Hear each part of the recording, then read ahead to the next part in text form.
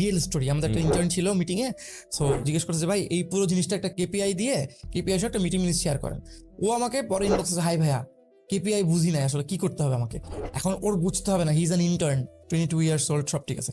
But আমার কাছে personally মনে হয়েছে আমার যে এডিটরও আছে, কমিউনিকেশন বোঝা, তারপর হচ্ছে কি বলতে যাচ্ছে ওইটা খুব তাড়াতাড়ি বোঝা, এগুলোর জন্য একটু যদি কেউ জব করে তাহলে মনে হয় তার, ইভেন আপনি যেটা বলছেন কেউ যদি চিন্তাই করে যে আমি এখান থেকে যে বের হয়ে আমি ইভেনচুয়ালি বিজনেসই করবো, তারপরেও একটা বিজনেস কিভাবে কাজ করে, আমি যদি আজকে ই কমার্সে কাজ করতে চাই, ই কমার্স বিল্ড করতে চাই, একটা বছর কোনো একটা ফ্রি ইন্টার্নশিপ হলেও যদি করি, ওইটা ইভেনচুয়ালি একটা ভালো হেল্প করে না? কোম্পানিতে থাকলে যেটা হয় যে একটা টিমের মধ্যে কাজ করা, to be a part of a team player, এইটা খুব ইম্পর্টেন্ট জিনিস। ফাউন্ডার একলা একটা নিজে করবে সেটা না, তার টিমরা তো চালাইতে হবে।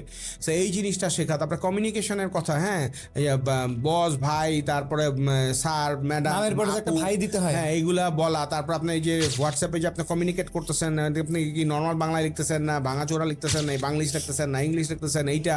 তারপরে to have a proper profile picture in your social media and আপনার কোম্পানি যে অ্যাপটা থাকে সেটার মধ্যে, এইটা একটা ইম্পর্টেন্ট জিনিস। তারপরে বস যে বড় ডিসিশন নিচ্ছে, মিটিং করতেছে, এই যে একটা ডিসিশন মেকিংয়ের যে ক্যাপাবিলিটি, এইভাবে যে নেওয়া যায়। তারপরে কোম্পানিতে যে অনেক সময় সিচুয়েশন হচ্ছে যে খুব টাইট আবার খুব ঢিলা, এই জিনিসটা বোঝা যে এই সময় কোম্পানি কোন দিকে যায়, কীভাবে টিম ম্যানেজ করে।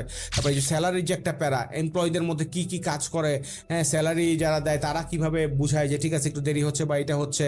তারপর আপনার এই যে ব্যবসা করে যে রেভিনিউগুলো আসতেছে, কালেকশন না হইলে যে স্যালারি হবে না, সেল না হইলে যে রেভিনিউ না আসলে যে স্যালারি হইতে দেরি হবে, এই যে রিয়েল লাইফে যে জিনিসগুলো বোঝা, এইটা is so dam important for an entrepreneur. এবং এর জন্য আপনার একটা জায়গায় কাজ করা উচিত। এবং যেটা বলছি যে ছোট কোম্পানি হলে যেটা হয় যে এক একজনের ঘাড়ে 3-4টা রেসপন্সিবিলিটি থাকে, ওইটা থাকলে আরো বেশি ওয়াইডার হয়। স্টার্ট